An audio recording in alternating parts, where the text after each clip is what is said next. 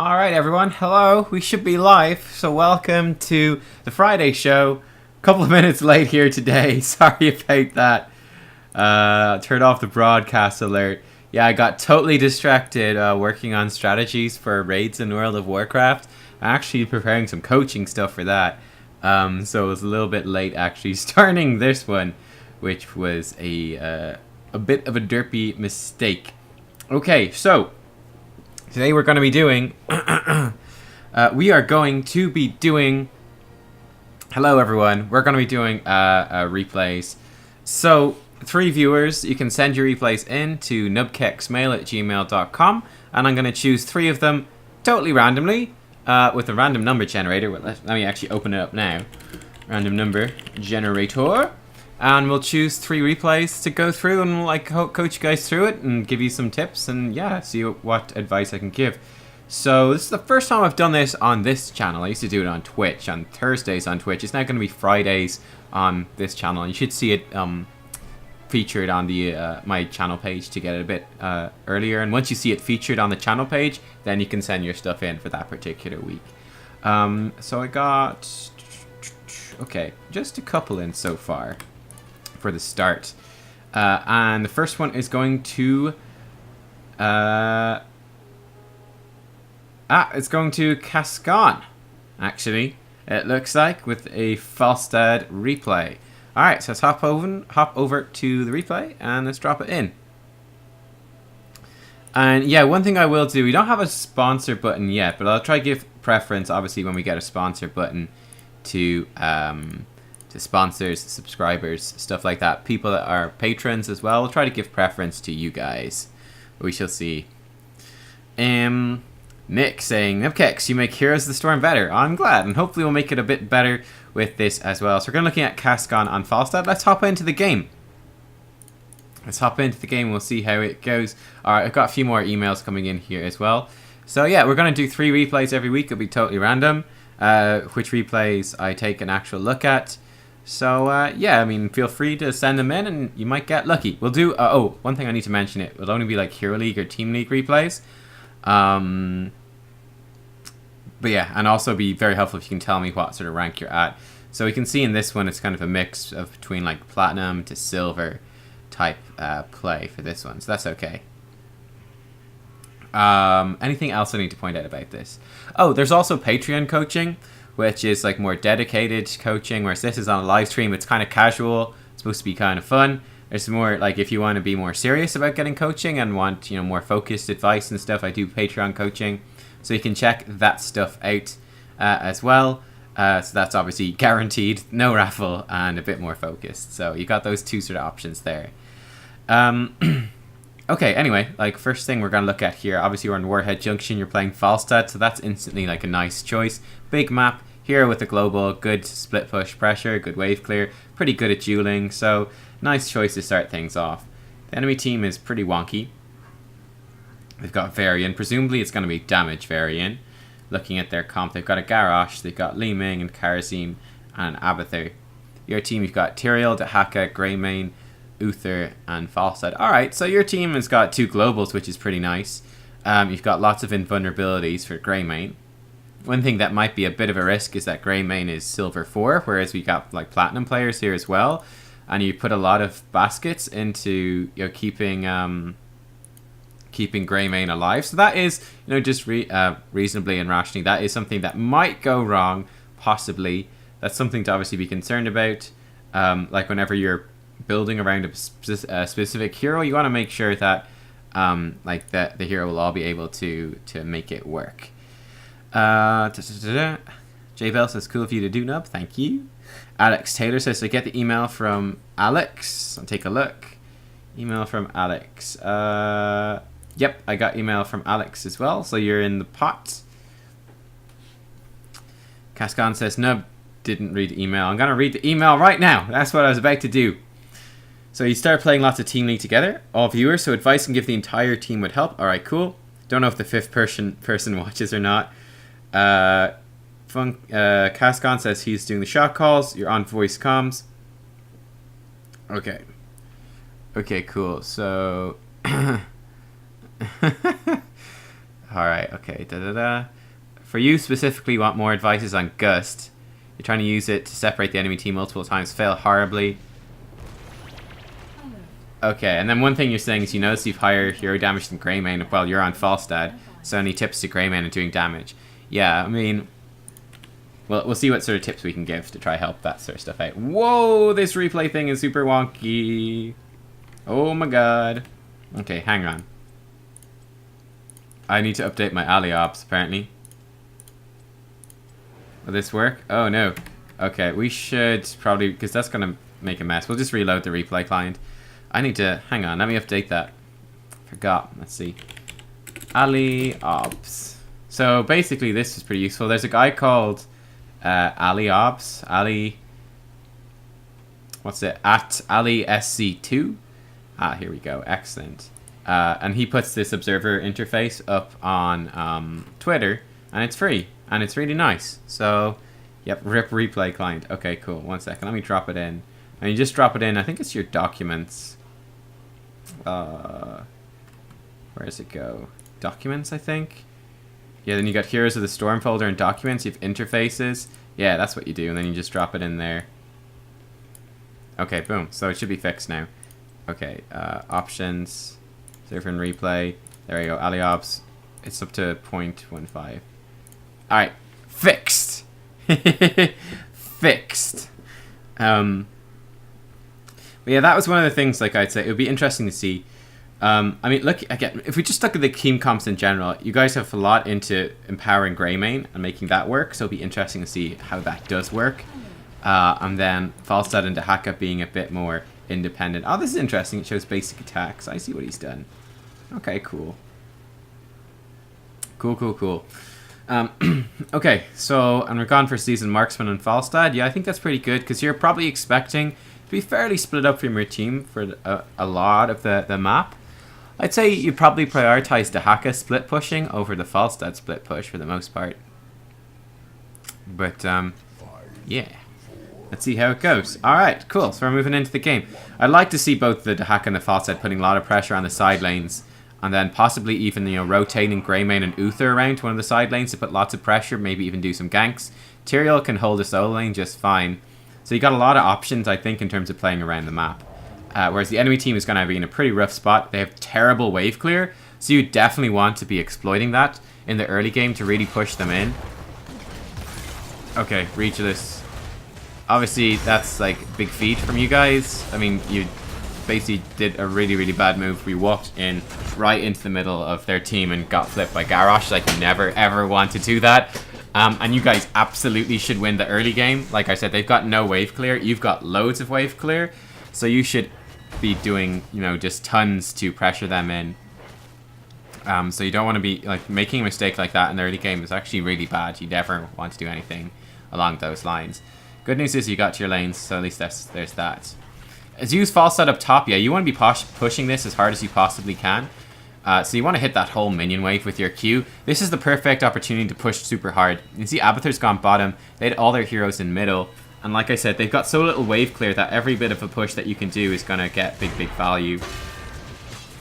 You also want to focus less on what individual heroes are doing. Like, you're tapping away a lot, and then you're not making enough impact, I say, with what you're doing in your own lane.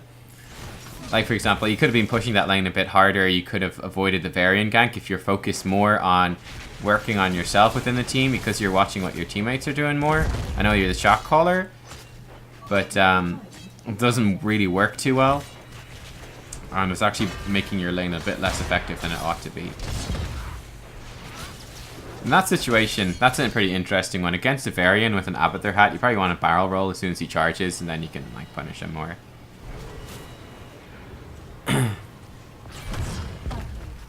Warheads have been deployed. End update. Okay.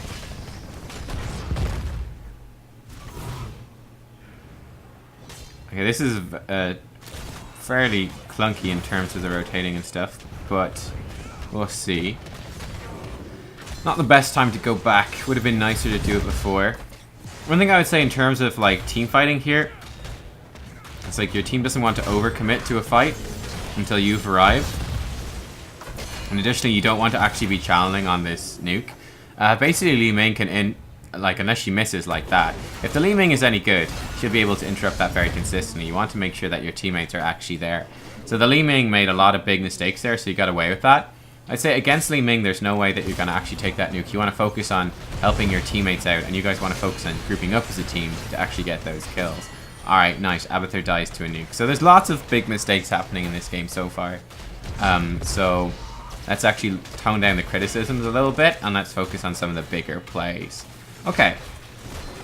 So this is a really nice push, and this is like where you guys can really shine as a team. I notice that like your mount cooldown's coming up very shortly, so you could use that to hop towards that middle lane, get that soaked, get the XP, and not miss out on anything, which could be really nice. Okay, we're going to come down to bottom. That's also a pretty decent option.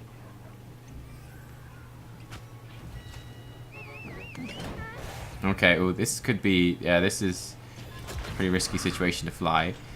I'd say the Dahaka there had the opportunity to go and interrupt that Garrosh. Considering that he had backup coming from Falstad really soon, he could probably have stopped the Garrosh casting and still survived. Maybe bought some time for everyone else to arrive. Okay, again, people look like they're going to die to the Garrosh. That's nice to break down the wall. That's a good move. Kill the thing that's easiest to kill.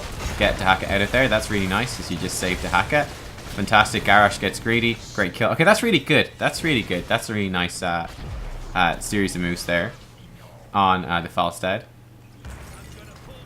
Calling for them to break down the top wall so the Dahaka can be saved. I like it. Okay, good body blocking so you guys get the nuke as well. Alright. At this stage, you can just walk up to your top lane. It's only a variant, so there's no real pressure, right, from him pushing in too much. Like, even though he's right there, yeah, you can just walk up and it's not a big deal. Okay, you're going to fly up. I think that's a mistake. I think you could have just walked up. He's really not going to do all that much damage. So you can use that opportunity to save your 50-second flight cooldown, and you can just walk up instead. So that's sort of situation where you can have your global up sooner, which means you can put more pressure on. You could like translate to the bottom lane when you push this lane out. So there's not even any towers or stuff for you to hit, so you can just push this out pretty hard. The variant should have to be, you know, fairly cautious. And yeah, you can kind of exploit that a fair amount. Okay, this is nice against the variant. Okay. Good news is he took the wrong talent at level 7. He went for second win, so that's fantastic. That makes your life so much easier. It just drastically reduces. Instead of picking up, was it Live by the Sword or Die by the Sword? The one that increases the duration of his parry by 40% and therefore makes his first two talents each 40% better. He decided to not go for that, so that makes your life an awful lot easier. So that's pretty nice. Alright, this is an interesting call and I quite like it. You can see the enemy team is super split around the map, so you should be able to take down this boss without too much of a problem. I'd also at this stage definitely as a team be prioritizing getting the boss as opposed to chasing kills. You know they can't stop you doing the boss, and the boss is going to be going on to the keep walls, so it's pretty damn valuable. They also don't have the best boss killing damage at all. I mean, Garrosh doesn't do much, Varian doesn't do much. Karazim is okay-ish. Li Ming is alright against the boss, but they just don't have too much to actually make use of it there. You could, at this point, the better thing to do would have been to transition down to the second boss at this stage. Like this, if I throw in a quick pause, this is the perfect second boss opportunity. You've got the first boss. The first boss is pushing onto the keep walls. They have to defend that because it's on the keep walls. It's going to do too much damage. Additionally, you guys are about to hit level 10. The enemy team is Abathur, so they're quite weak before level 10. They also have Varian, so they're even more weak before level 10. And you guys are going to have Gust with Falstad, so you've got a guaranteed boss securing tool. So this is a great opportunity to just hop down, take the second boss, and then be ready to push out the other half of the map. You would have been in a nice position then for the nukes as well, which you're expecting to spawn quite soon. So that's something you could look for in terms of shot calling, would be to go straight in. Looks like this is going to work out relatively well regardless. Okay, KSC on material does escape, which is nice. That's good damage there on the Karazim as well.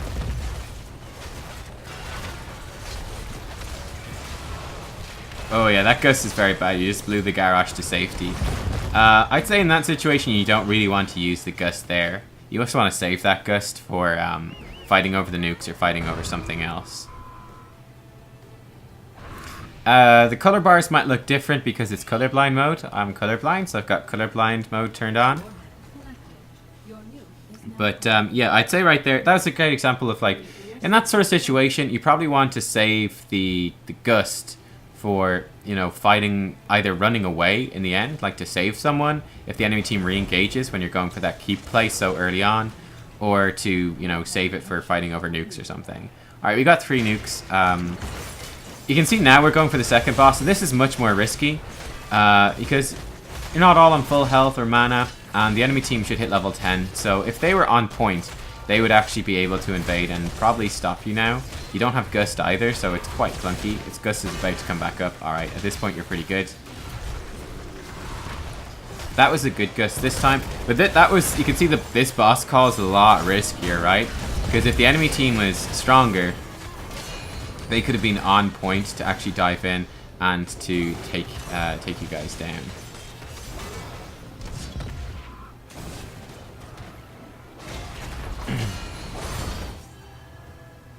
And see, your team does ultimately fall apart because of that. The enemy team has level 10. They're able to fight you under the boss, and they actually get a favorable fight. I think that is like something of a shot calling like error, in the sense that the right time to go for that second boss was right after you took the first one, because you pushed the first one in onto the keep because of what that did in terms of your map control and position.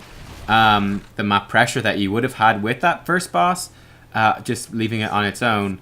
And then the enemy team getting level 10, when you went for the second boss, that's why you walked away at the end of it with kind of like a rough team fight, and you ended up losing a bunch of heroes, and the enemy team is fairly caught up in terms of XP. It's because of that stuff. The good news is that you did get the boss, so that's good. And it is going to do some damage to keeps and stuff like that.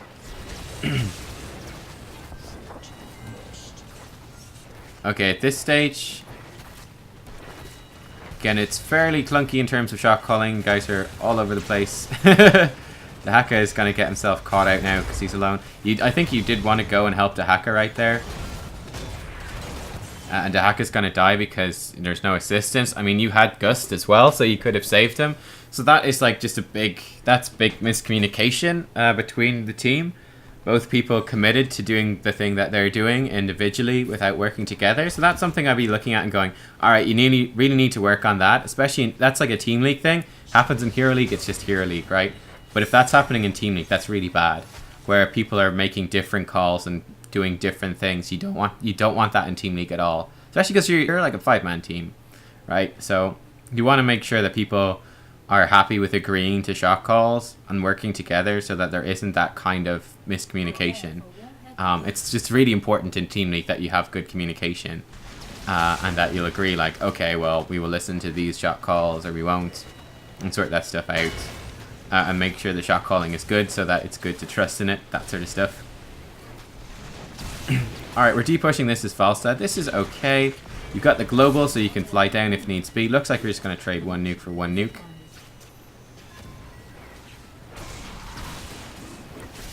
The camp is very useful for the Bruiser camp. It takes it away, gets you some extra XP. It also pushes in that top keep, which lets you nuke the top keep. So that's why stealing that Bruiser camp would have been pretty good, actually. I think it would have been much more valuable, probably, overall. So I would actually probably be going along with the Dahaka there a bit more. You also have Gust, so it's not risky to take the Bruiser camp.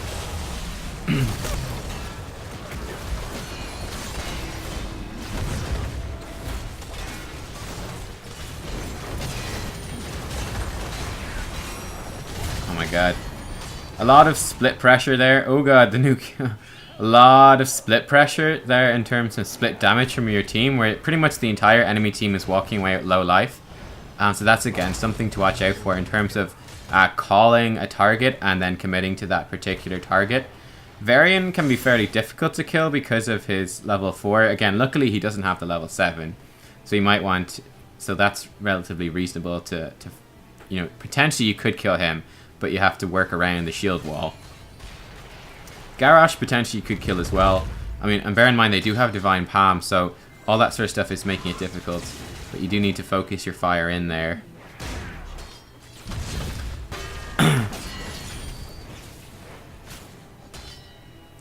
And one thing as well is like to keep an eye on Gust to stop things like that nuke happening. You can say like I've got Gust, so you know you don't need to drop a nuke. I'm going to Gust them away, and Gust them away when you see the team fight going wrong. Now again, that one was kind of difficult to call on because it was so split up in terms of the damage. He had multiple enemy team members almost dead, but none of them actually dead. So that's a matter of, like, I think again that comes down to a shot calling thing. If you can, to like call out the target that you would like to hit, that's something that you could bring to help enhance things. And one big criticism I would have as well in terms of your team comp, I really think that Judgment is a very bad choice of heroic here. I think Sanctification is miles better. Number one, the enemy team has, I mean, they've got Garrosh. They've also got Li Ming. They've got a lot of heroes that Sank is going to get huge value against. Right there, you die with Gust, by the way. But you've got, like, Sanctification would have been so good in this game. It denies the Li Ming damage. It's very helpful for saving people from Garrosh. It also denies a lot of the Varian damage because he's not very mobile. It's just incredibly useful. Whereas the Judgment really doesn't bring much. It's like you judge in on someone. Greymane can kind of follow in, but it's difficult. I mean, they have Divine Palm anyway. Kharazim is going to be difficult to kill. Li Ming's they have a bunch of heroes that are very difficult to kill. The Judgment just doesn't make much sense. Like, they don't have a hero that's easy to dive and to pick off, and your team isn't very heavy on dive either. It's also awkward to, like, to coordinate good dive, especially if, like, the level range is silver to platinum.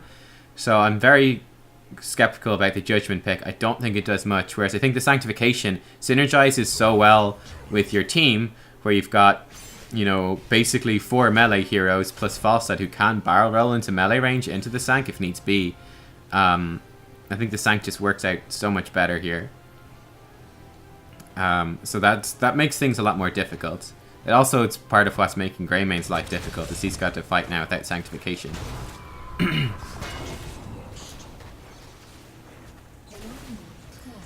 Might have been worth gusting him there for the kill.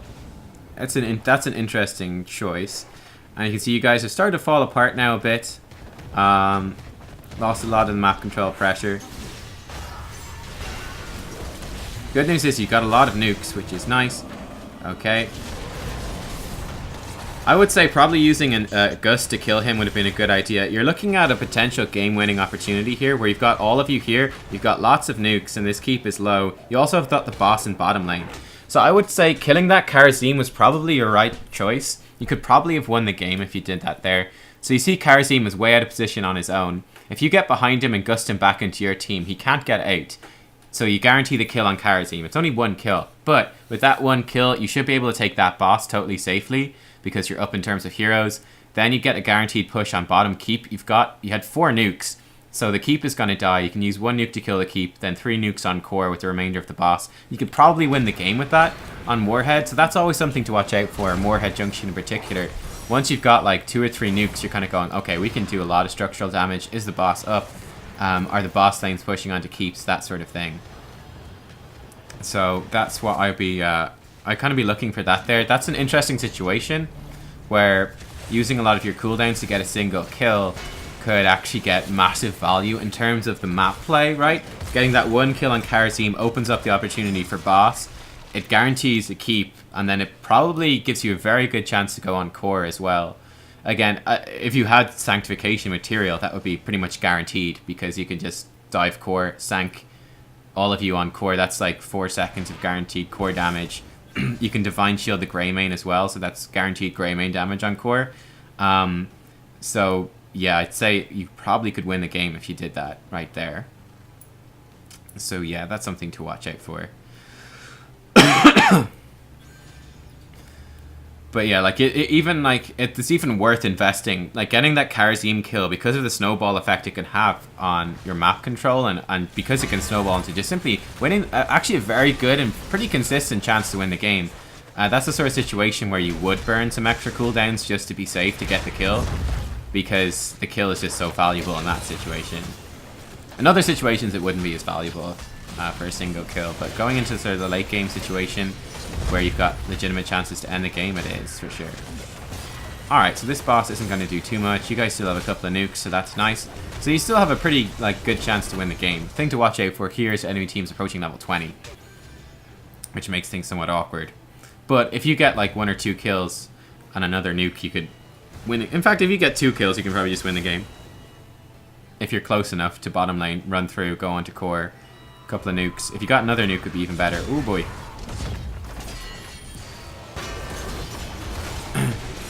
Garrosh missed his combo on you there, which is quite lucky.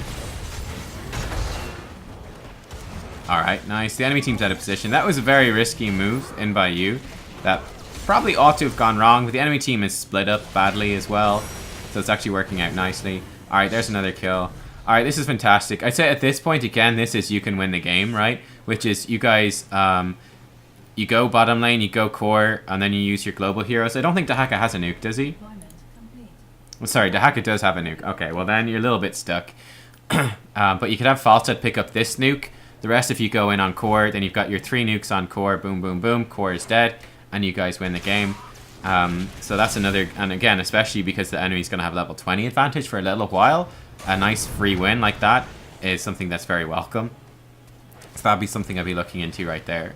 Just Warhead Junction, you know, like 3 nukes on core, 2 heroes dead. So, I mean, all they have is Li Ming and Karazim to defend. They don't have much, and Abathur. But I mean, they don't have much. Just sidestep the Li Ming damage, and then you're golden. Guaranteed win. Okay. So now the enemy team is level 20. They're all about to be alive again.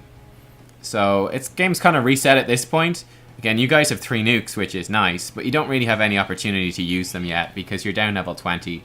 So you ought to, in theory, lose a team fight if you fight an even team fight because they've got level 20 talents and you don't, and they're very, very strong.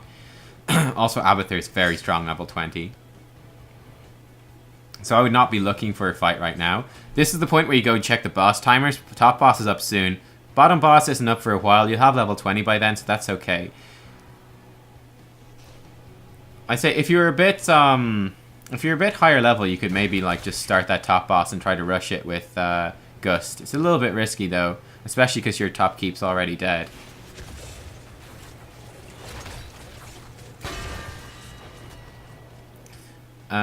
But yeah, alright. Now this is not really an ideal place for you to be. So if you look at the map right now, this is not super ideal. Like, sure, you're about level 20. Top boss is like the big thing that's going to be contested for now. But the issue is that you guys have 2 very good globals with Dahaka and Falstad, but both the globals are up here. So your globals aren't getting any value at all. Whereas the enemy team, they've got Abathur, who's going to be much more flexible with his global. So they're actually going to win the global pressure thing, while the attention is directed up towards top lane. So this is the point where you'd want probably Dahaka to probably split off down towards the bottom, like Hearthstone, walk bottom, and then have his burrow to come back in to join you guys if there is a fight up top. Now you can see right now, like all this time, you guys are just like, you're flopping around top lane. You don't have level 20, so you can't even do anything, and your globals aren't getting any value, whereas the Abathur is generating pretty consistent value. The Abathur can also mine this place up. He's actually got a clone out. Enemy team isn't handling this very well though.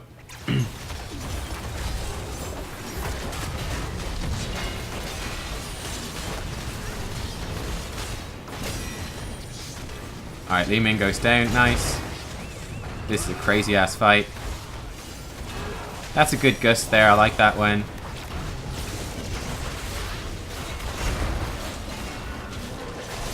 Alright, so I think the enemy team started off the boss when you guys were all there, which was really dumb. And that's basically cost them the game here. It was unlucky you didn't kill the Karazim. Never mind, you still might. Thrown away by Garrosh. Oh well. Okay, again, alright, this is... Abathur just died to minions in bot lane right there.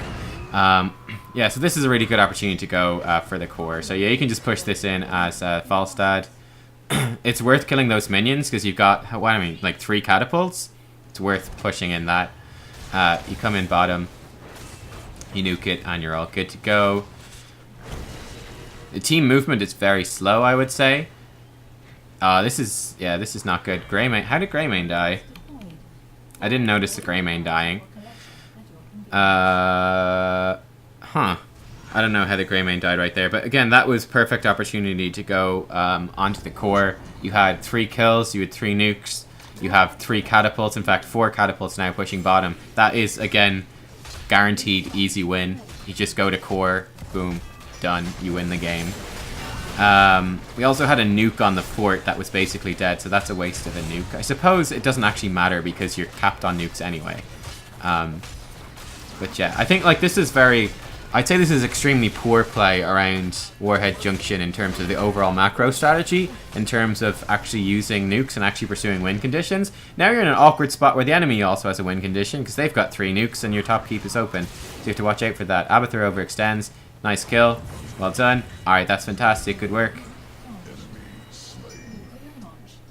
So enemy is on your core as well. And this is what I'm talking about. Their win condition is also open. Luckily, you've outplayed them, so you're fine. So yeah, but you can see that ended up being way closer than it had to be. Like it was at least 2, if not, was it 3? There was at least 2 opportunities where you had to just win the game super easy. There was a couple more opportunities on top of that to start to snowball a lead. So I'd say the main thing here, the false start mechanics are okay. I'd say the main thing is that the teamwork is very weak. And that the map play in terms of the objective is extremely weak as well. So in terms of actually capitalizing on the nukes you have and actually using the nukes to do something, you weren't really doing it. For the most part, it was your team just standing there with like 3 or 4 nukes kind of going, well, what do we do with these nukes? I'm kind of confused. I have this nuke. How do I use it? What's the point? So you really do need to commit and actually set up plays where you're going to be able to use the nuke. Either pushing out a lane with a bruiser camp or a siege camp and trying to push it up and then nuke a structure. Setting up good rotations to do that with your globals. Or, you know, playing around a boss to push it in and use a nuke, or using a nuke to secure a boss. Just doing something concrete. Or again, when you have those opportunities to go core, to actually commit to those and move as a team. So I'd say that's like one of the main... That's like the main thing I'd say from this game. I'm kind of going, okay, the team fighting, you know, whatever about that. The big thing here, I'm going, okay, it's like that the map play is very weak. So that's something you'd want to actually capitalize on. Actually using the nukes that you collect. It's all well and good to collect them, but you actually have to use them for them to get value. And you can see what happened here is that you guys stalled it out and were so slow to actually use the stuff that you left it so long that you gave an enemy team almost a chance to backdoor and win the game. Which is kind of crazy when you guys had so many chances to just win. In terms of the false start stuff, it seemed okay. With the gusts, I mentioned the gust a little bit. You can use it to split the enemy team. It's fairly difficult to split the team here because they're all pretty difficult to kill. And they've got quite a lot of mobility on the back line, which you would typically be splitting off. So it's kind of awkward to split them. That's pretty challenging, to be fair. You'd mostly be using the gusts to stop like a Garrosh engage. Like if Garrosh flips someone in an RF spot, that's what I'd be looking for. I'd be like, I'm going to use Gust to protect from Garrosh. I'm going to use Gust to help secure bosses and help secure nukes. And that's the real thing I'm looking for in this game. If I was a Falstad playing. So yeah, it's an interesting one, this one. Especially he's got extra range in his throw, right? So I'd be doubly going, okay man, if he like catches and flips someone in, I'm going to gust them away and save them. Like if it's in a bad situation like that.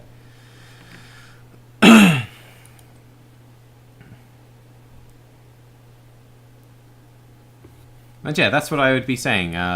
Yeah, work on like, I'd be looking towards like the team stuff and like being, you know, having that positive shot calling position where you're like, okay, well, let's go do this, and then everyone be like, yeah, I'm happy to follow the shot calls, and like we're gonna go and we're gonna move as a team, like because you're saying that you're playing with these guys all the time nowadays, like you definitely want to be working on, like if this is a regular team, I'd be pretty concerned at this point that the shot call, like the teamwork is pretty poor. So that'd be the big thing to look at and to try to improve on that. Better shot calling. And working with it more. Okay, we got a few more replays sent in. Let's roll the dice. Okay, this one is, I think, is this the same one? This is a Team League game with Greymane, and he's saying he's finding it kind of tough. I figure that's probably the same one.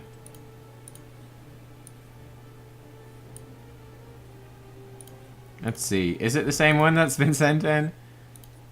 No, it's not. Okay, but it's with the same team. Okay, it's with the same team. Almost. So, KFC, Cascon, Battle Pants, Mr. Call, Kuhal. KFC. Okay, so it's slightly different, but you got that core 3. Okay, that's cool. So this is the grey main that was struggling a bit. Let's take a look at the grey main. Riso3 says, what if they're the wrong calls? That's always a good question. I think for Team League, that's something that you'd want to settle in on is, okay, well, I suppose one of the big questions is, like, the first question is, is our shot caller good? Can the shot caller make calls? Because it's going to be very difficult to actually have people commit to and follow calls, even if they disagree with them or they don't understand them, if they don't trust the shot caller. So having trust in the shot caller and having the shot caller making good calls is quite important because it makes following the calls easier. And then the second step, and the most important step, is that people actually follow the calls. Because calls, oftentimes, especially in Team League, committing as like a 5, as a full team to whatever call is made is oftentimes much more important than committing to other things. I wonder what this is. Is this bugged? This is probably bugged. We'll see what happens when he activates his ability. Okay, so we're playing Greymane here. Alright, right at the start, I'll actually throw in a pause and take a look at the comps and what you should be looking out for. Alright, so in your comp, oh god, oh god, your comp is rough. Oh boy, okay, so you got Stitches, solo tank Stitches, you got Karazim, you've got Greymane, Illidan, and Genji. So that's super awkward. That's super duper awkward. Like, the comp is all over the place in terms of what it's actually trying to do. It might work somewhat, but, I mean, Karazim obviously doesn't synergize with Stitches at all. Not really. You got something of a dive comp, kind of, in terms of, like, Karazim will work pretty well with, like, a pretty heavy dive comp. His AoE heal gets value as you're diving in, and you can kind of collapse on a particular target. So you kind of have that, kind of, like with the damage, but then Stitches doesn't really fit in that. So it's fairly clunky. It's not particularly well constructed, I would say. There's a lot of risk to this comp, but it might work. We'll see how it works. It might work, maybe. The enemy team, they've got, very similar to the last one, they've got Garrosh with Varian, then they've got Lucio, Vala, and an Azebo. So they've got a more typically well-rounded comp, I would say. I mean, like, Garrosh and Varian should be fairly tanky, and Lucio will be able to heal up both of them while also protecting them. So, yeah, this could be kind of interesting. I wouldn't think that Garrosh or Varian are exceptionally strong on this particular map. Nor probably Nazebo. It wouldn't be one of his best maps. So at least you got that going for you. Their heroes, well, their comp is a bit more standard. The heroes don't necessarily shine on this map. Vala's good on it, but... Okay. So yeah, we'll see how this goes. I would say here's Greymane. Okay, so for you going into this as the Greymane, and considering the comp that you have, it's going to be quite awkward. I'd be like, alright, I'm just going to be poking away. I'm going to stay in the background. I'm going to be in human form, poking away, trying to do consistent damage, shooting Garrosh or Varian when they come forwards. I'm being very, very careful of the Garrosh combo. Garrosh combo is bad news. He's chosen the same talent, so it might even be the same Garrosh as last time, with the Variant, probably. I'd be like very cautious of Garrosh. Then I'd be ready to jump into Worgen form and to focus all of my damage and my burst damage in on anyone that Stitches hooks in. If Stitches hooks someone in, or if like the damage dealers, the other ones, are diving, I'd be looking to dive in with them as well. Again, you can probably dive pretty aggressively as a Worgen in this game, considering that your whole team is going to be diving, and Karazim, who's the healer, will be diving forwards too. So you can probably be pretty aggressive in terms of that. You're also going to be probably fairly isolated in a solo lane. So Illidan's good at soloing, so are you. Genji will be rotating, of course. Stitches can probably, again, much like the last game, hold a lane solo, while Karazim and Genji are pretty free to roam and set up ganks, with Illidan and Greymane being split to the two side lanes, which is actually what you've got set up, so that's pretty nice. And here comes a Genji rotation. That's pretty good. I'd say at this point, like, you could be doing a lot more poke damage here against these guys. You want to play around their cooldowns, right? So you want to obviously avoid Varian when Varian has got his charge up, but it's a long cooldown. Same thing with Garrosh. You want to watch out for Garrosh when he's got his throw, particularly. You can play around it a bit as Greymane, because if he throws you back, you can E onto his minion wave and jump backwards in the lane. So that's quite nice. But yeah, that's sort of stuff you want to watch out for. I'd say like you're being super passive here so far, when you could actually you could bully them quite a lot because you are ranged and they're not.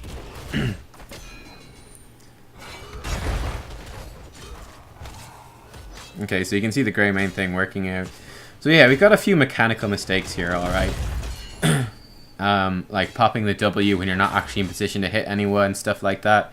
But you've got a lot more opportunity to actually bully these guys. I mean, you have to watch out a bit for Varian's Q because it slows you down, and you have to watch out for his E, his charge. Outside of that, though, you can just be shooting away at him, and there's nothing that he can do. So you want to be exploiting that as much as possible. Like a ranged hero in solo lane is very good. They have to watch out for the cooldowns of the melee heroes. But then once those cooldowns are dodged or used, you can then turn it around and start bullying them back. So that's the sort of rhythm that you would want to be finding there with the Grey main. I certainly say that the early game has been pretty passive in terms of the laning.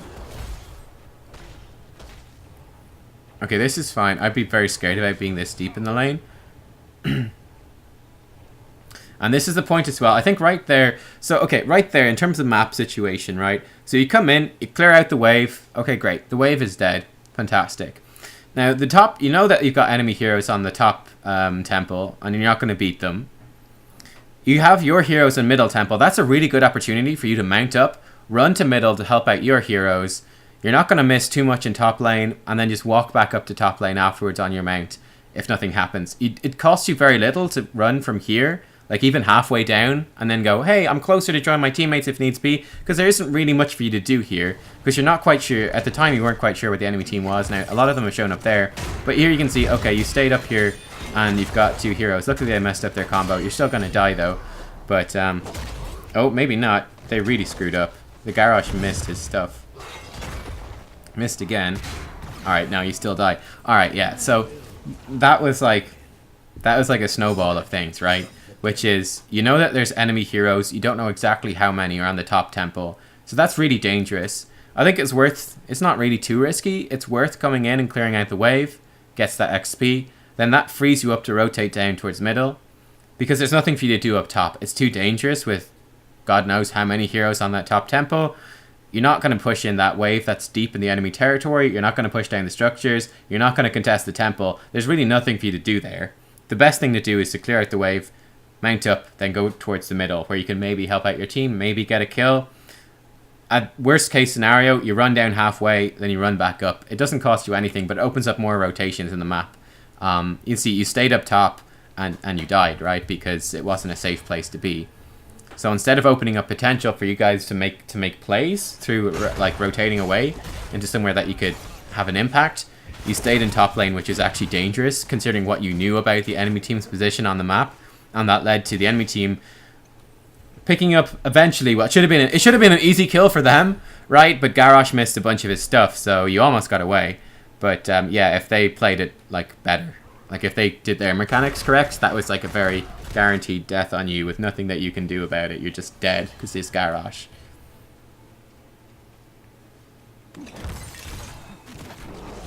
Okay, now we switched around and this is fine. So you're in bottom lane now. Illidan's taken over top, so that's grand. You're against Nazeebo here. You can bully the crap out of Nazeebo. Right, you need to dodge the spider jar. Okay, you got hit by spider jar. Like, once he's used the spider jar, you can basically, like, just bully him. Because, like, what can he do? He can throw toads at you. You can walk around the toads. He can throw a zombie wall. Again, you can just walk out a zombie wall. You just have to watch out for that Q. And apart from that, you can, like, just walk up and keep shooting him with your gun. And so you can E out a zombie wall as well, which is pretty nice. Again, the crucial thing is that you don't get hit by the the spider jar. Spider jar is bad. You get hit by spider jar, you probably lose the trade. He just hits you with spider jar and walks away. You want to be dodging around that and then just boom, boom, boom, poke, poke, poke with your gun. You can wear him down. He'll run out of mana because you can wave clear plus get mana at the same time, which is nice. Like, so long as you hit him with your... Because you've got flask build, right? Yeah, you're flask build. so long as you hit him with your flask, you get the mana back, so... You can wave clear and sustain basically for free.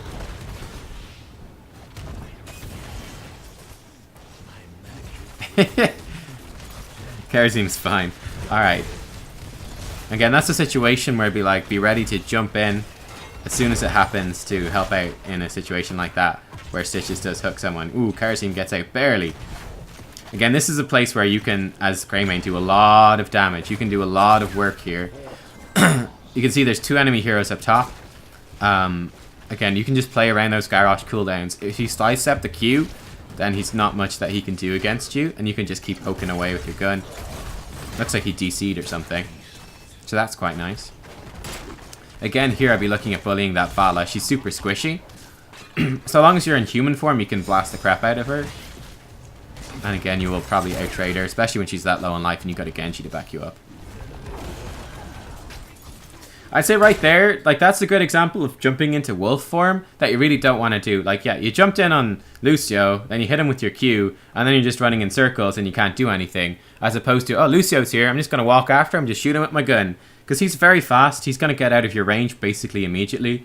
So you can see for this whole thing, you haven't actually done any damage, and we're just running away instead of going in. So that's definitely something to watch out for. Again, like the whole time when you're running away, you had like full health and almost full mana. Your team are fighting behind. So there's a lot of missed opportunities there for you to do damage. Again, we're running away. You don't even have a well. Like, you're way, way too far back. Your teammates are still out ahead and they're dying. Like, there's tons of missed opportunity in that fight right there for you to be doing so much more. For pretty much that whole section. From the section that Lucio arrives in, you want to be staying here just shooting with your gun, shooting with your gun. They start chasing your allied hero. You're like, fine, I'm going to move down because my team is to the bottom. So I've got my team here for backup. I'm just shooting with my gun, doing consistent, steady damage.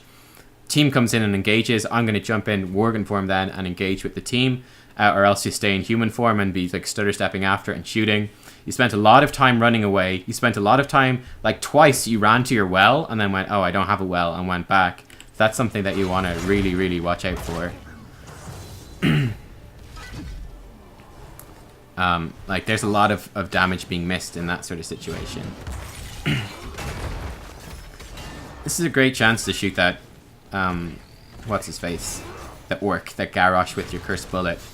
It's very low. Like, when you got a tank like that on full HP, you might as well hit him with Cursed Bullet in this situation.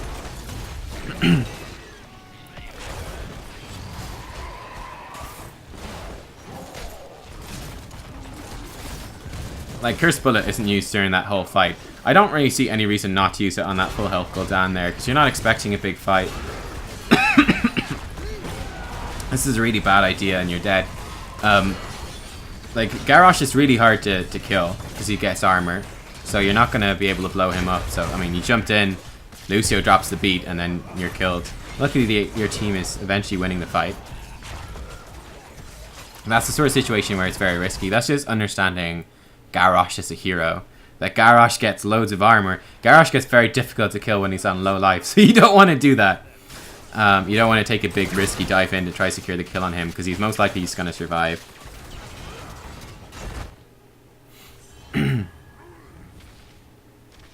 Your teammates in turn are getting somewhat greedy. They might be okay though. No, they're going to lose more heroes than they get. That sucks. Greed going both ways. But yeah, it's interesting. There's a lot of stuff here that we can improve on the Greymane. Now, I have to say, like, you're in silver, right? Greymane's a really difficult hero. He wouldn't be one that I would typically recommend to a player in silver at all, because he's quite challenging to play. I normally recommend you go for like easier damage dealers, so that you can focus on the stuff that's going to have a bigger impact. Like, when you're in silver, there's a lot of different places where directing your attention will have a lot of benefits.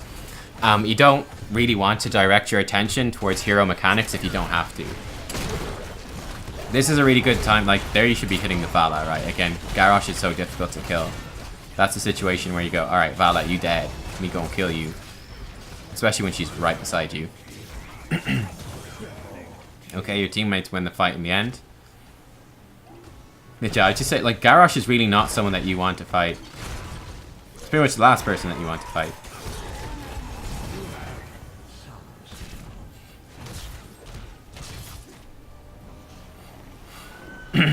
Okay, so we got the bottom temple. We should get to boss here as well, which is pretty damn nice. Level 13 of 13, okay. Now this stage should be worth checking the cooldowns as well at the siege camp. Alright, it's up fairly soon. It would be probably quite nice to take your siege camp too. Alright, Ilden's going to that. That'd be great. You could probably stack up You'll at least get one siege camp with it, and then probably push with. At this point as well, I'd be looking to maybe gank them, bearing in mind that this is like sort of, what's it, like silver, platinum, gold level play. I'd be like, there's a fairly decent chance that they're gonna overextend to defend this boss. You can see right there already, they've overextended to defend the boss.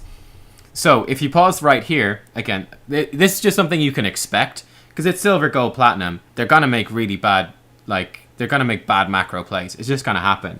So classic bad macro play that people at this level will make is they will go, ooh, there's a boss pushing, must go stop the boss, and then they'll put themselves way out of position to do it. If we look at the map, we can see Varian is pushing top keep, so they're down Varian. They're way out from their keep.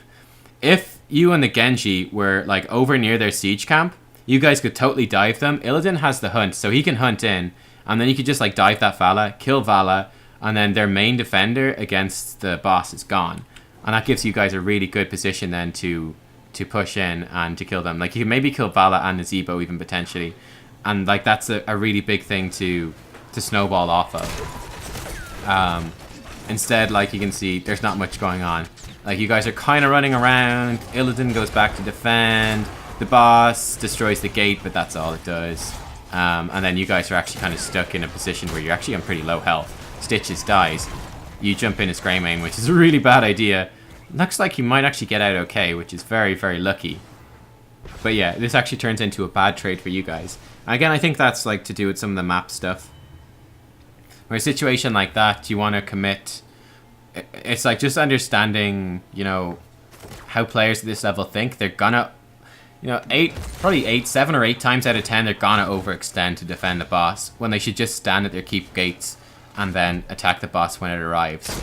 Like, there's no way that they should be out here defending against the boss, against the Stitches, Greymane, Illidan, Genji, Karasi. Like, there's no way they should do that, but they will, and you can exploit that.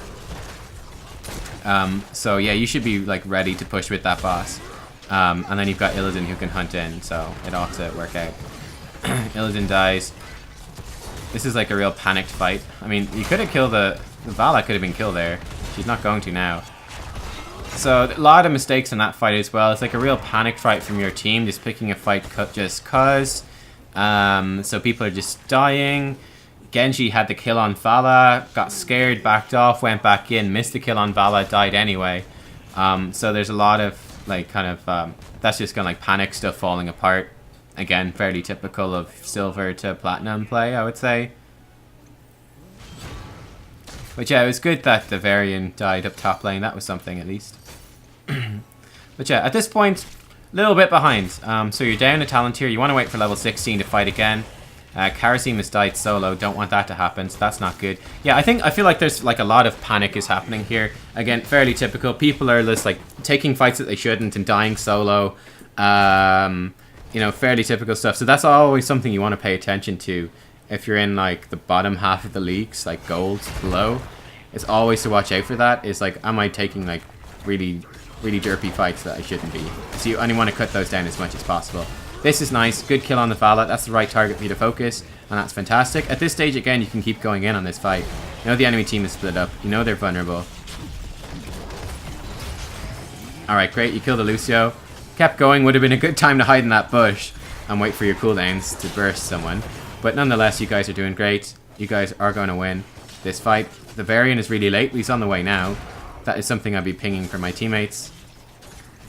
Alright, Garrosh going to die. Very nice. Alright, great. You guys won the fight. So you can see again, and it's definitely something I'll be looking into with your play would be, you know, trying to keep a better awareness. I'd say number one, I would play a much easier hero. I think Greymane is too difficult.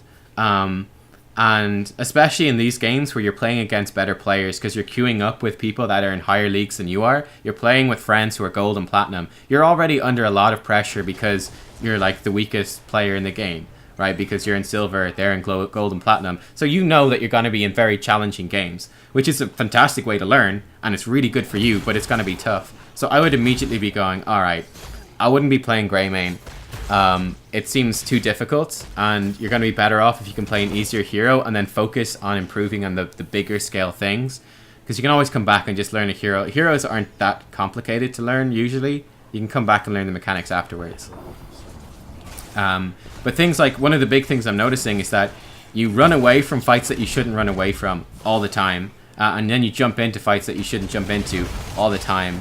And I feel like a big chunk of that, or part of what's exacerbating that, is that you're playing a hero that is mechanically complex, so you have to think about the mechanics as well. Whereas if you can just focus on where the heroes are moving, and if you can have an awareness of where all the heroes are at a given time, you're going to be so much more effective, because you're going to be fighting the right fights, and you're going to be shooting the right targets, which is not something you've been doing quite yet. Now that was quite nice, and this is good. Now, for example, right here, okay, like this is a classic example. Right here, you're running away when you should be diving that Vala. The Vala is so far out of position.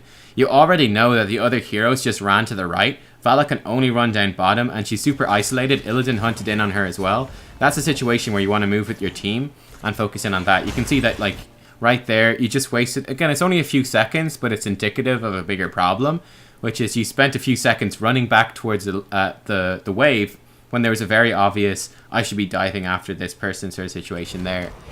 Even though you're on low life, you're not actually in any danger, right? Because they don't have anything that can kill you nearby. Whereas jumping in there against the garage, that could maybe have killed you. You know, if he'd flipped you over, you were going to die.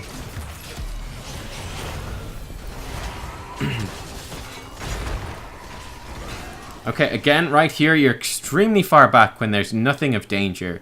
I mean, if you look at the heroes that the enemy team actually has alive, they've got Nazeebo, they've got Lucio, they've got Garrosh, right? You're not actually in any danger whatsoever. You have to watch out for Nazeebo spider jars, but they're going to be pretty obvious to dodge because they've got a very specific range. You just don't walk into the range when he's got that cooldown available. Garrosh, again, has the very specific range for his Q, and Lucio is... You can just ignore Lucio. So you've got, like, nothing to worry about, right? You've got two heroes with very obvious ranges on their abilities that you can play around, and you can be doing loads of damage around that. And so long as you make sure not to walk in range of those, you're not going to die and you're going to be fine. And, like, your team having your assistance here would have been very helpful. So, for example, right there, you kind of panic trying to save the Stitches, then you walk into the range of the abilities, right? But even though you're on 30% health, so long as there's only two abilities you need to really watch out for, you can play around those, and you can, like, get the kill, and you're going to be just fine.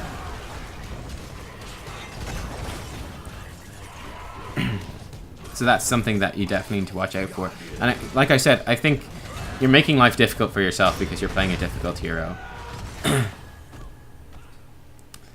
So I'd say, like, if you're going to be playing, like, these sort of ranged assassins for your team, I'd be looking at playing some of the easier ranged assassins in the game, if possible.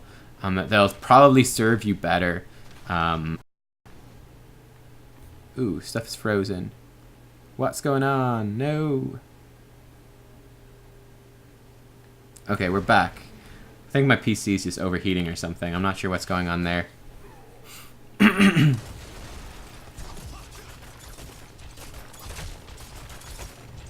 Okay, so you guys are down. You don't have level 20 yet. This is a rough spot. This is a rough spot for your team to be in, losing that last little fight. So we're looking at the map right now. There's two temples up. You guys don't have level 20 yet. Karazim is dead for 30 seconds. So you're pretty much going to lose most of these two temples. You can maybe try to fight over the end of one of them when you got your heroes back up and you've level 20. But you're going to take a lot of keep damage here. You're probably going to lose one keep at least. And then the boss is a very real thing that you're going to have to fight over soon as well. So all that stuff is pretty scary coming up here.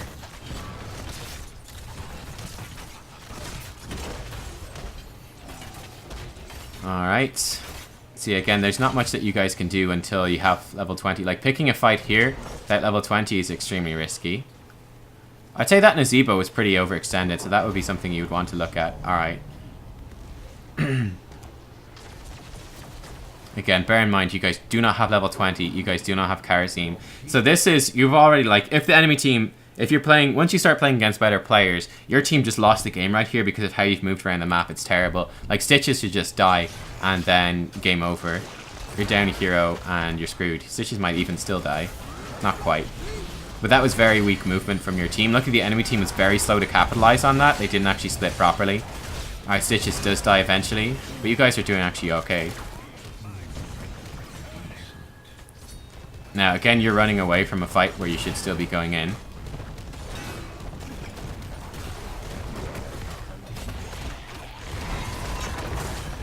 Okay, So, I would say massive mistakes from both teams in that situation. You guys ultimately lose. So, massive mistake number one, enemy team doesn't kill Stitches immediately when they see him walk in on his own. When they're 5 on a temple, they split. Some of them attack Stitches, some of them stay for the temple. So, the ones that stayed for the temple made a massive mistake. Then the team fight goes kind of crazy. And again, we saw the exact same issue I've mentioned already, which is you are on like full health and you run away from a team fight. What happens when you run away from the 5v5 team fight? Your team loses the team fight. What happens when you lose a team fight 17 minutes into the game? You just lose the game. So yeah, a lot of stuff happening there. A lot of bad stuff. From both sides, I would say, happening. But yeah, I say that was a big overextension from the Stitches as well. So like that's the sort of situation where you have to play around level 20. Like you have to be aware of level 20 as a team. And that situation, you go, okay, if we get level 20 and we're there as 5, we can maybe fight them on a temple, catch them, they've got a bit of low life, they're going to be out of position maybe from fighting on the temple. We could potentially make something happen. If not, if we can't get 5-man level 20 good position on the temple, we just have to give it up and we have to stay alive so that we don't lose the game and that we can take the boss. Maybe. Like, we've got some chance to win the game. If you take a bad fight without Karazim there, without level 20 and in a bad position, it's like you're going to probably lose the fight, or you ought to lose the fight. Which did happen in the end. Okay, cool. So look at damage. Yeah, I don't know. It's fairly typical, I would feel. So yeah, I'd say that's like the big thing to watch out for. So I'd say like for the Greymane here, I would definitely be saying I would look at choosing easier heroes or heroes that you're more comfortable on in like these high stress situations. I feel like you've made life very hard for yourself picking Greymane when you know that you're like silver and you're playing with gold and platinum players. You've made life very, very difficult for yourself by picking a very challenging hero. So yeah, I would probably look into doing something that's a little bit more straightforward, and then being more comfortable with what I was saying, like being more comfortable with knowing when to go into the fights, because there's, again, I'd say there was at least 3 specific situations there where it's like you're running away when you need to be doing the exact opposite. You need to be committing to the fight.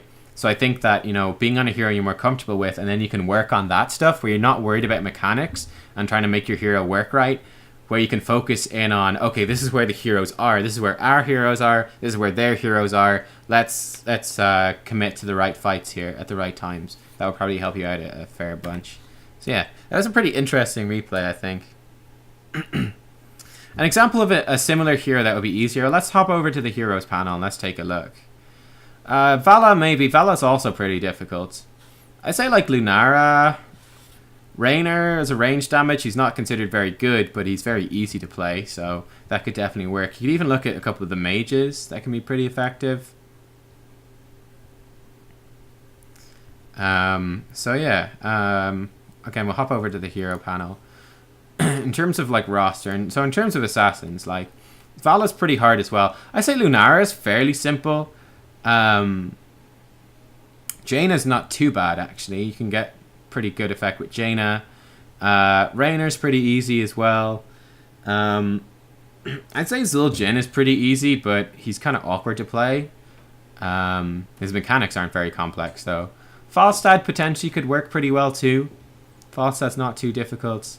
Or Tychus, again, if you just know the basic combo with Tychus, he can be okay as well. In terms of like specialists, they also fill a similar sort of role. So like Sergeant Hammer's a great example. There you go. She's not very popular at the moment, but Sergeant Hammer's really good, and she fulfills a very simple range damage attacker situation, and she's very effective at lower leagues too. Sylvanas, Nazebo, those sort of heroes can work pretty well. So yeah, that's what I'd be looking for, is like to pick heroes that, like if I'm going to be playing that range damage role, I would not gravitate towards the harder ones. Like Greymane would be particularly difficult. Genji can be quite hard. Cassia can be quite hard because she's dependent on stutter stepping. So I'd probably not be looking at heroes like that are particularly difficult. Nova is also quite easy. You just need to be able to land snipes and position relatively well. And it will lead you, might even train you in, especially like in Team League where people shouldn't rage at you because they think Nova is bad for some reason. Okay. Bing, bing, bing, bing. Alright, the final replay we're going to look at is from Alex. Alright.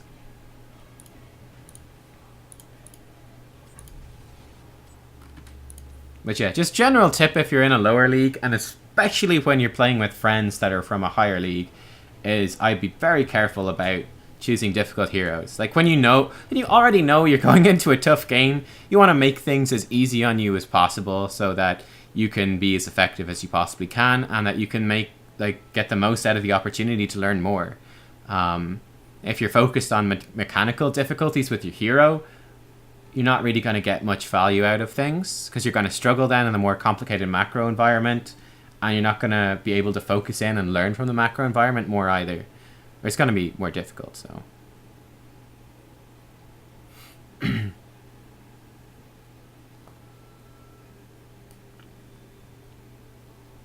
Okay, so for this one, alrighty, we're looking at, hopefully the stream is still running okay. I'm not sure if it's working too well. Hopefully it's not totally dying. We shall see. But what's the email for this one say? I think my PC might have just overheated a bit. I'm not sure what's up, but the stream is a little bit clunky, so apologies for that. Hopefully it's alright on your end. Okay, so long-time viewer, love to have a look at the replay from Australia playing on the NA server. Oh yeah, okay, cool. So this is Greymane again. Alright, cool. Find it difficult to keep composure in hard games when they're struggling. And okay, so kind of focus in some advice on how to stay positive and focused when you're in sort of a losing situation. People always send in Greymane replays. That's I'd say out of all the replays I would ever get sent in, Greymane is, I'd say, at least twice as many Greymane replays out of everyone else. Out of every other hero, which is funny. But yeah, alrighty. So we're looking at Greymane's. Okay, quick pause right at the start. Let's look at the team comps. So your comp, we got Butcher. Again, this is current patch, isn't it? Yeah, so Butcher and solo lane. I'd say Butcher used to be very good at solo lane on this map. I'd say he's probably not that good in solo lane anymore. Haven't played it, but I wouldn't think he's probably as good. So that's something to watch out for. You've got Greymane, Genji, Uther, Arthas. You've got such a good team for this map. Holy crap. Their team is pretty good as well, though. But yeah, so you got a lot of cool opportunities here. I mean, one of the big opportunities from your team comp is you got very powerful boss taking potential with Genji and Greymane. You can just shred that boss and take the boss very aggressively very early on in the game. With Genji in this level 7 deflect talent, you can wreck it. Then you got the Uther Genji combo, which is quite nice. There's also the opportunity for Uther Greymane combo with Divine Shields on either hero. Enemy team, looking at them, they've got an ETC. Alright, cool. They've got Vala, Sylvanas, Ragnaros, and Malfurion. I would say your comp's probably a bit better. Especially, you've got pretty good opportunity to, dive and blow people up. You've got a lot of kill pressure, and they don't have any, really burst healing, so they're going to have a tough time. Especially if the Uther... I'd say especially if Uther Genji works well. A Divine Shield to block the Malfurion silence, you've got such a good chance to just dive them and blow them up. Either their front line or their back line. If Ragnaros gets locked down by an Arthas, he probably should just die. Anyone that Butcher catches in his lamps to slaughter. So I'd say you guys have a pretty scary comp. And for Greymane, again, I'd be very much focused here. Again, once again, I'm just poking away with my range damage. And then going into wolf form to capitalize on the kill. For example, right there, I think going into wolf form right there was a bad idea. You got knocked back pretty much immediately, got CC'd, and couldn't actually do much damage. But this is better Greymane play than the last time already. I'd say in general, you can see there's stutter stepping going on with the basic attacks and shooting. And that's quite nice. I'd be very interested to see how Butcher does against Ragnaros. I don't know how it will go.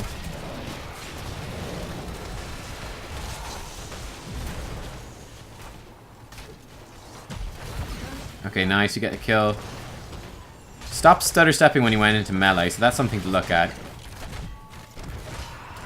Right, so that was a very good opportunity to keep stutter stepping and to put more pressure on the Vala, maybe even kill her. So I'll be looking into that.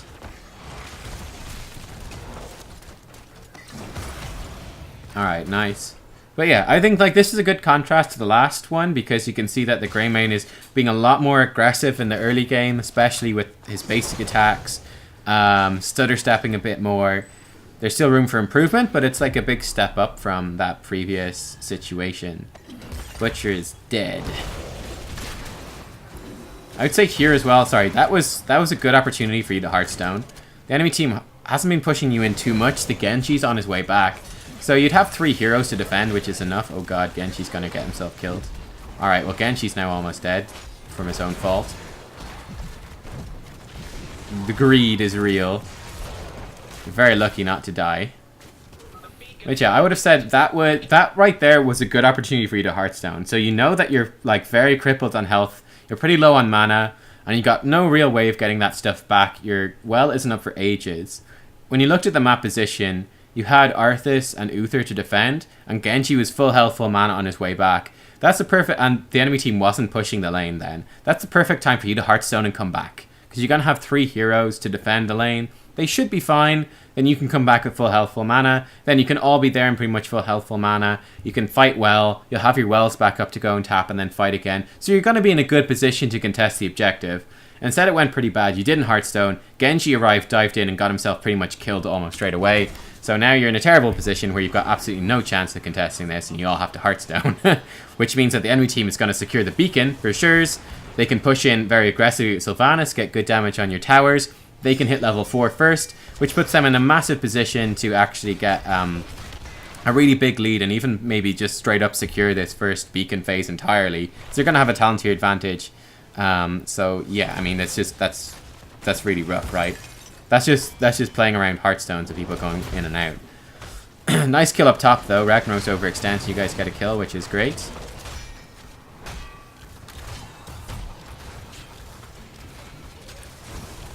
Again, right there, I'd be focusing on that Vala. That's who you want to be shooting. We can't actually see the ETC health bar properly. Okay, you can see ETC's got loads of health, right? You definitely didn't want to be shooting the ETC. You want to be shooting the Vala. You want to be shooting when they're squishy heroes, not the ETC right there. He wasn't out of position enough for him to actually die. He had too much HP. Hey, Uter Boy, and good morning to Ultra Gaming and everyone else here. Good morning to It's Just Tristan as well. Hello. Just woke up. How's everyone? We're all good. Alright. So this is a nice little comeback. We've got a couple of kills here. So things have stabilized a little bit.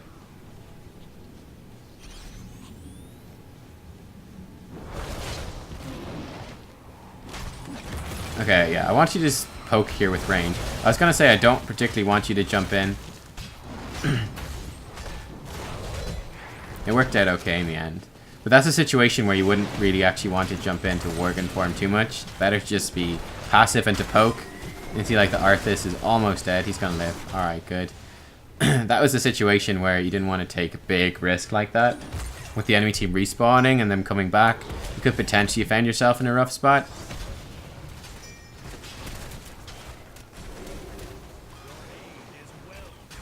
Again, right there. I'd say, like, in this case, I feel like, for the most part, it's pretty decent Greymane stuff. I'm just worried that you jump into Worgen form too often, and you're not actually able to get basic attacks off. That's something to watch out for. Alright, nice. So you guys get full Zerg wave, and things are great. Alright, so that's a big win, because I think you're in a really rough spot approaching that level 4 mark, and the activation of the beacons, it's a really big win for your team to walk away with the stronger Zerg here, especially when they have Sylvanas, who's pretty scary for you to deal with in terms of her pushing in these waves. Hello from America.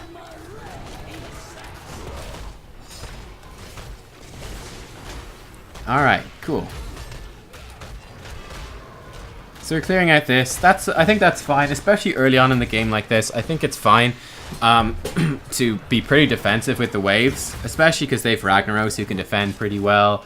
They've got Vala, Sylvanas. The enemy team, one thing they do have going for them, while I say their team fights probably ought not be as strong as yours, although you guys don't have anything really to stop Mosh Pit too well, so there's something. But they've got very good defenses on the Zerg swarms. Alright, nice. Butcher gets another kill against Rag. That's really good. And that creates some nice pressure on the map. I say at this point, you know, After the first wave is a very good time to start looking towards getting mercs and making something happen in that regard.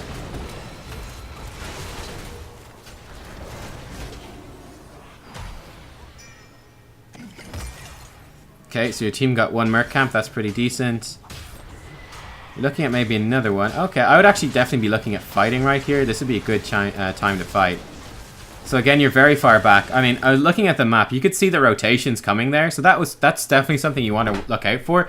So that you know that, you know Ragnaros just died. You know he died. And you know that he's probably going to run up top. It'd be kind of crazy for him to run bottom. It'd be very unusual for him to do that. So I'd say you should definitely be expecting him to go top. And you know your teammates just took that siege camp and that they're on the way bottom. So you know that you're in a 5v4 situation, which is really good. You also know that you've got Genji, you've got Butcher, you've got Greymane. You've got crazy dive kill potential against some very, very squishy heroes down here. So you want to be ready. Your entire team ought to be ready to jump in and to punish them extremely hard. Instead, you can see it's very... it was a very disconnected engage from really multiple people on the team. And it didn't actually translate into anything. So again, like the enemy team really shouldn't have been there. They were too deep. Yeah, your team should have punished them an awful lot harder. And really, you should have been walking away with probably like 1 or 2 kills there if the enemy team went so deep against your fort in a 5v4 situation like that. They should have been punished so much harder. So that's something that you would have been... certainly, I'd say most people on your team, it looked like, could have been better in terms of that. But certainly something that you should have been looking at as well. That was kind of lucky that you dodged the ETC.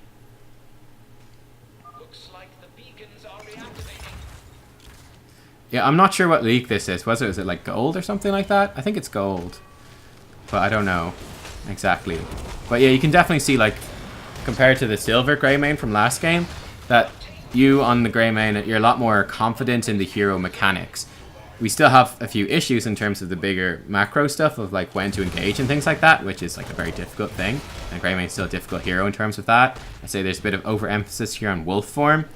But like the mechanics are definitely like a step up, and the stutter stepping and just the aggression is much better. So for example, I would say like, yeah, we just saw a couple of the reasons why you don't want to go so aggressive against ETC in terms of wolf form. Like you're very consistently jumping into Worgen form against ETC. When ETC, number 1, he's got a knockback with W, which knocks you out of range, so you miss out on DPS. And then number 2, he can power slide through you and stun you. So like ETC in particular is one of the warriors that you don't want to jump in and Worgen form on all that often. Arthas would be another like classically good example of a hero that you don't want to jump in on Worgen form onto. Unless you're sure that you're just about to get the kill and you want that extra little bit of burst damage. But yeah, you can see you're getting caught in a pretty rough spot and you just lost a lot of HP. Luckily you did just get killed in ETC, so that worked out pretty well. But that's the example of a situation where I'd be like, okay, jumping on an ETC there is not the best idea because he's got his cooldowns and he can hit you with those and you can be punished by them and with them. Again, jumped in on the rag. I think that jumping in on the rag there was actually decent enough. It was kind of worth the risk to get the kill. And you guys did get a kill in the end, so that's not too bad.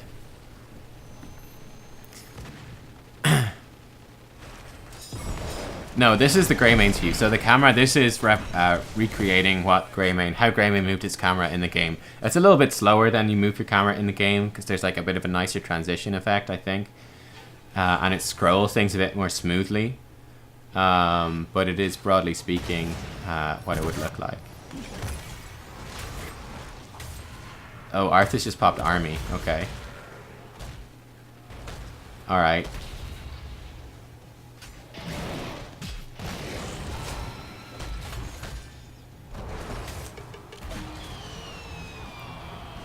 Alright, not really a big deal.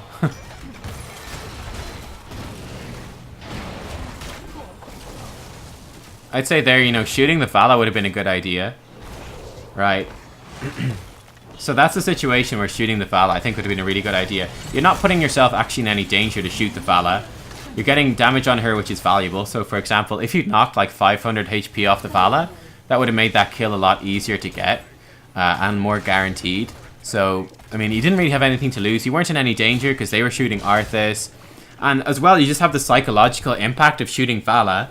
which is when Vala's on full health and you're just running away, it's basically saying big warning letters like to Vala. It's like, you are totally safe. Like, I'm running away because, like, you're very dramatically indicating to Vala that she's in a really good spot to dive aggressively against your Arthas there, and she could very well have picked up a kill. Whereas if you go in and you start shooting her, even if you're never going to kill her and she should still dive on the Arthas, it's a psychological thing where she doesn't like getting shot in the face by a Greymane. It's kind of scary, and there's a good chance that she's going to misread that, and she's going to get scared and walk away when she should still chase the Arthas. That's always something to consider. Like, you never want to run away unnecessarily because your teammates aren't nearby. You want to run away as much as is appropriate. Because you can bluff the enemy team a little bit, and you can get advantages in that sense. And also, you know, there's free damage to be had on the Vala. Alright, that's nice. So Sylvanas just waited her ult. This is a situation where you do want to be running away, by the way. And Arthas doesn't want to be. I mean, diving the... like we said, the enemy team has got really good defense of the Zerg wave. They were all there, and you had, what, 3 teammates top? So yeah, Arthas got himself killed. Pretty deep art. Yeah, obviously. 1 second here.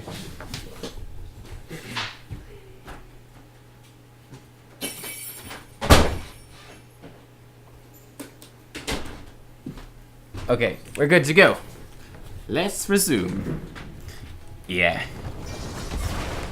I mean, the Arthas positioning has been relatively questionable this game, so that's something as well that you kind of always want to be on the lookout for, as the damage is like, alright, my tank, not the best in terms of positioning. Wait, what? Uther doesn't have... Oh my god, alright. Nice. By nice, I mean not so nice. Alright, good. That worked out surprisingly well. There, you want to walk around that. Nice kill, though. This is good aggression. And again, I think this is a big contrast to the last game, where Greymane's always running away from fights. And this one, you're right there in the front line, diving aggressively in when you should win. So that's pretty damn sweet. So yeah, I was just kind of surprised, because Uther is the wrong talent at level 7. He's got Armor of Fate, whereas he could get... what's it called? Guardian of Ancient Kings, where he gives 50 armor to people that are stunned, rooted, or silenced, which is so much better, especially because you're going up against Malf, who has AoE roots, AoE silences, Sylvanas, who has an AoE silence, ETC, who has AoE stuns, Vala, who has AoE stuns. He could be giving so much armor to protect people that get caught out like that.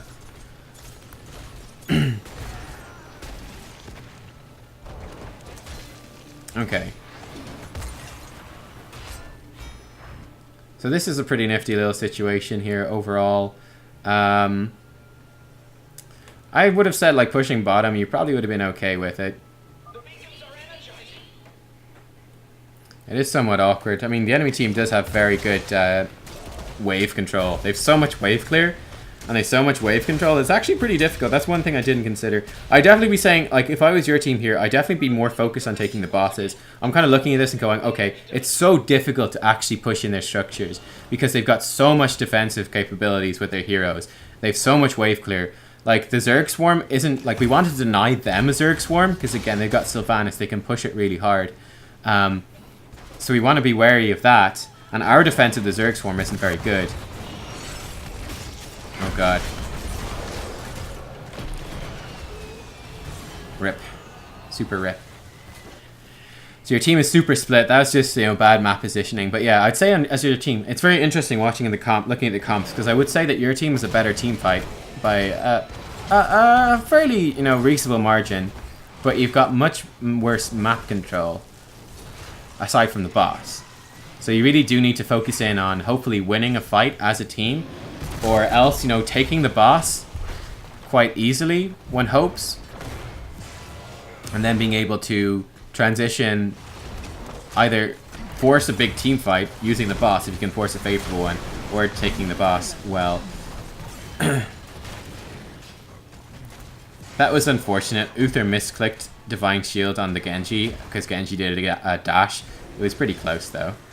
Genji's raging. I really don't think that was Uther's fault. He was a little bit slow, sure. But, like, it wasn't that bad.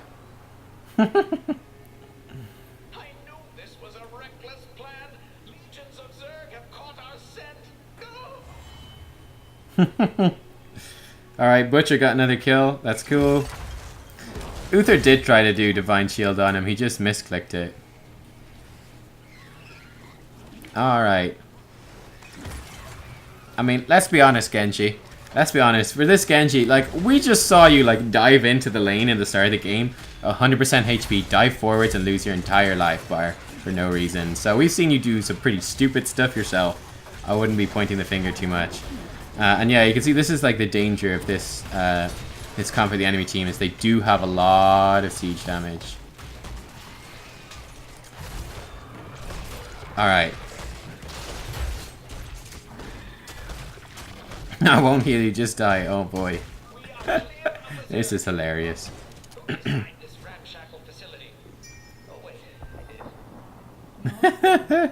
Oh, Hero League drama. Hero League drama. I always say, you know what, like, when I go back to playing Hero League, I'm not playing it right now, but I think I'll just turn off the chat. Because literally, like, no one ever says anything worthwhile. Like, literally, I don't think I've seen anyone below the rank of Master really ever say anything worthwhile in Hero League. And most Masters don't either. Even a lot of Grandmasters will just flame people for doing stupid stuff. People almost never say anything worthwhile. Like, you get at least 9 useless things said in chat for every one, not even good thing, for every, like, neutral to good thing. That would have been a very good situation for a D-shield on the Genji, alright, to be fair in that one. That would have been really nice. Oh. No stutter steps. Luckily Butcher's killing everything.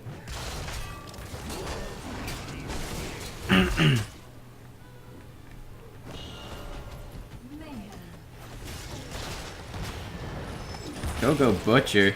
Butcher OP, man. Alright, this is nice to jump in on the on Malfurion. On the Druid, man. Yeah, nice. Butcher's doing a beastly job here.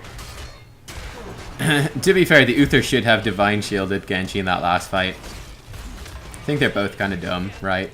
In terms of their chat stuff, but whatever. This is a really good chance for you guys to do boss, and you need Genji there. Well, you don't need Genji there, but ideally you should have Genji there.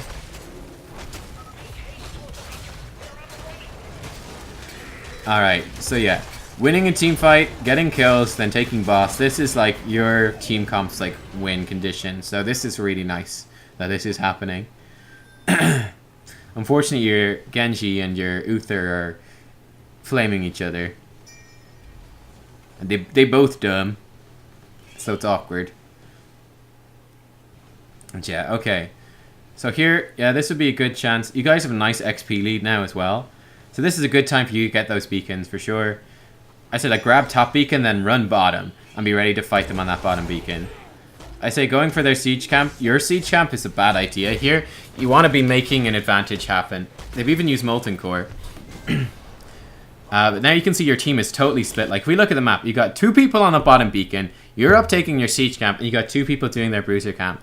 I think that was a great opportunity for you to run all 5 people down to that bottom beacon. Top beacon's totally secured. You can take a really nice fight in that bottom beacon and really put good pressure on the enemy team. Again, you've got such a good kill comp, you can just kill them, and it's great. I think taking the enemy team's bruiser camp wouldn't be too bad either. I think that could work. It's a nice aggressive move. I definitely think going for your siege camp is a very, very bad idea. Like, it doesn't capitalize on any... It's such a defensive move. It doesn't capitalize on any of the advantages that you guys have.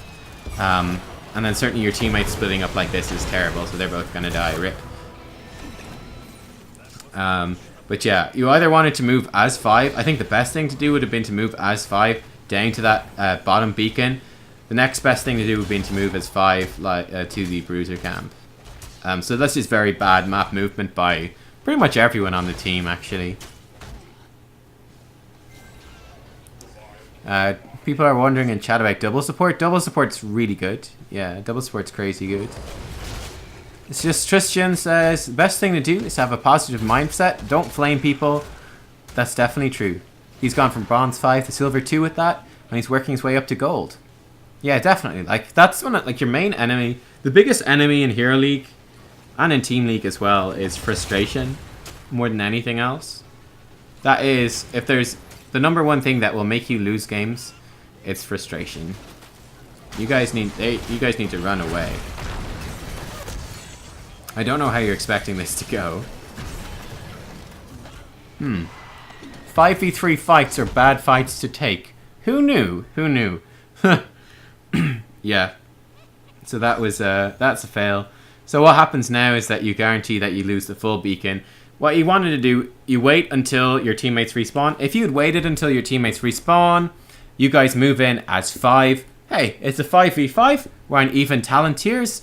Sure, they'll get a little bit of beacon charge, but they're not going to get that much. We can stop them getting a full beacon. We might even get the beacon ourselves. We're a bit ahead in terms of XP, so we should hit 20 first. We might even win this beacon phase, and then we're in a good spot to continue on this game. Instead, what your team did was you went, hey, there's 3 of us versus 5 of them. Let's try fighting 3v5. What happens? Oh god, we lose horribly, because that's what happens 99.99999% of the time that you fight 3v5. You lose horribly. That's exactly what happened. Now we're down 2 heroes. Which means that these heroes are going to be dead, and we have no way to fight the enemy team, which means the enemy team gets 100 to 0 beacon phase. The enemy team gets level 20 at, or maybe even, well, they'll get level 20 at the same time we get level 20, so no level 20 advantage, full and free and easy, 100% beacon to 0% beacon for the enemy team, and handing the enemy team a very high potential chance that they can simply win the game, right? It's like, here you go. Have, like, they've got like a 80-90% chance that they just win the game now off of this move, right? 80-90% that chance they just win the game. Because they got Sylvanas. They're going to have a full beacon charge. Alright, so you guys are moving in, and, like, you guys are going to die now as well. Because this is, once again, 3v5 fight. You're not going to win. Like, you're lucky to live so long. The enemy team didn't play that well, so luckily you escape. But yeah. It's pretty bad. When's the boss up? That's a good question. Not for a while. Okay, so the boss isn't too relevant. But yeah, enemy team, they just want to heal up. Push top is 5. They've got level 20 to push in with a full strength Zerg Swarm. Don't have to worry even in the slightest about defending. They've got Sylvanas, so the Zerg Swarm won't take too much damage against that top keep. Your team comp is not very good at defending against the Zerg Swarm, really. So they just fight it relatively well. You guys are going to be the ones under pressure, and they're in a great spot to win this game. Alternatively, they could push in bottom, which could also potentially work. A bit more risky. They'll also have Ragnaros. So yeah, this is what they do. This is what the enemy team does right now. They play it safe. They play it cautious. They push in. They fight you guys when you're out of position. Once Sylvanas plus the Zerg wave destroy the keep, Ragnaros hops in with Molten Core and they wreck you. They don't actually want to fight here yet because they haven't got level 20 yet. They want level 20. There's also going to be catapults in bottom lane putting even more pressure on your core. Oh, Genji's almost dead already. So yeah. Ragnaros should pick up that, probably pick up that level 21. Alright, ETC's gone too deep. Luckily Arthas dies as well for the enemy team. Ragnaros went for Submerge. Okay, that could work. Again, like I said, it's a little bit more risky.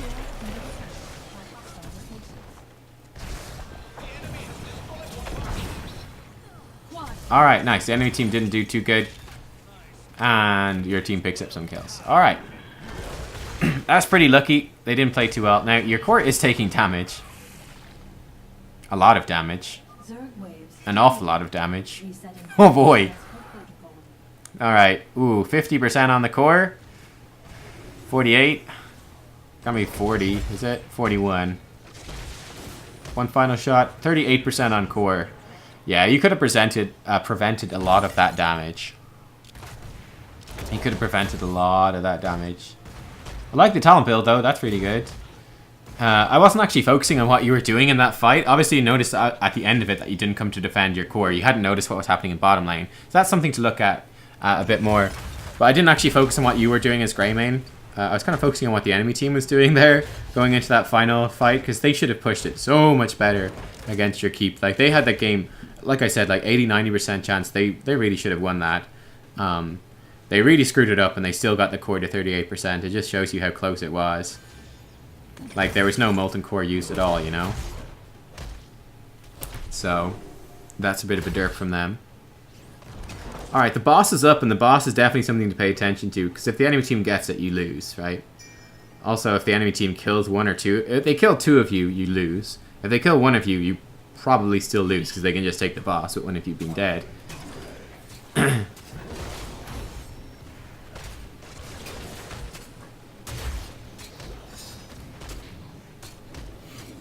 Okay.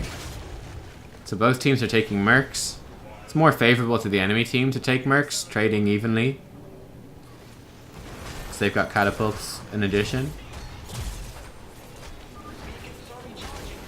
Alright, so your real hope here, you're really on your last legs. Basically, you guys need to be looking for catching someone out of position. You're basically relying on the enemy team screwing up, right? You're kind of looking at the level of play and going, okay, there's been so many mistakes in this game. Let's hope that they make one big final mistake and they go get themselves killed because they overextend. Like that Vala right there. Alright. So you missed the Vala who's out of position. And now you guys all gonna die.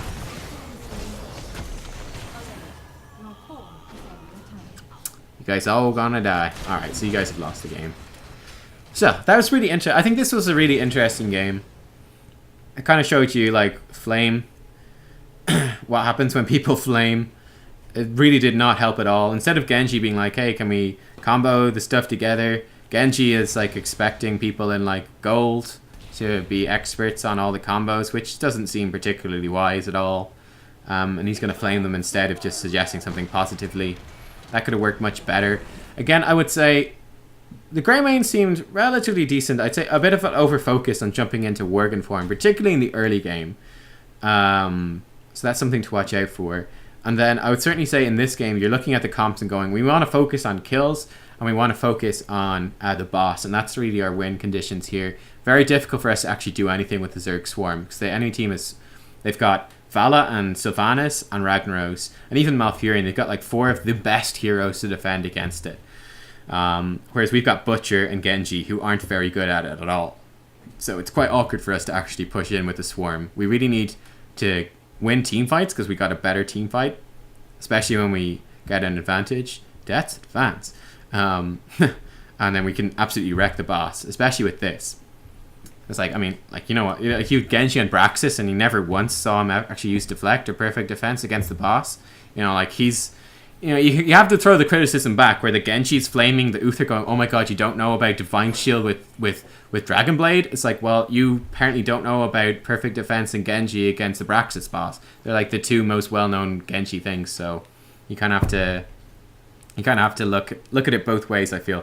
But anyway, guys, that's going to be the end of today's stream. I hope you enjoyed and had some fun looking at the replays. I think these are actually 3 pretty good replays and gave like a pretty good insight into all the stuff going on. And hopefully you picked up a few tips at least anyway. It's like the inaugural episode here on the Nubkeks channel. So we'll be doing these every Friday. People send in replays. We'll do a raffle. Just assign it to someone, basically someone random. Just random raffle, roll the dice, and look at 3 replays from people that send them in. And you can send them in to Nubkeks Mail, and send them in when you see the next stream being promoted on the channel. There won't actually be one next week, because I'm going to be in the Czech Republic, so I won't be here. So there won't be one next week. But there'll be one then the week after that. So you'll see it promoted on the channel anyway, and then you'll know that it's going to be up. But yeah, guys, thank you for watching. I hope you enjoyed. And I'll see you all. The next stream will be on Monday, so that will be on as usual. So yeah, check out the Monday stream when it's on. Have a good weekend, and yeah, I'll see you all then. Thanks for watching, guys. Bye-bye.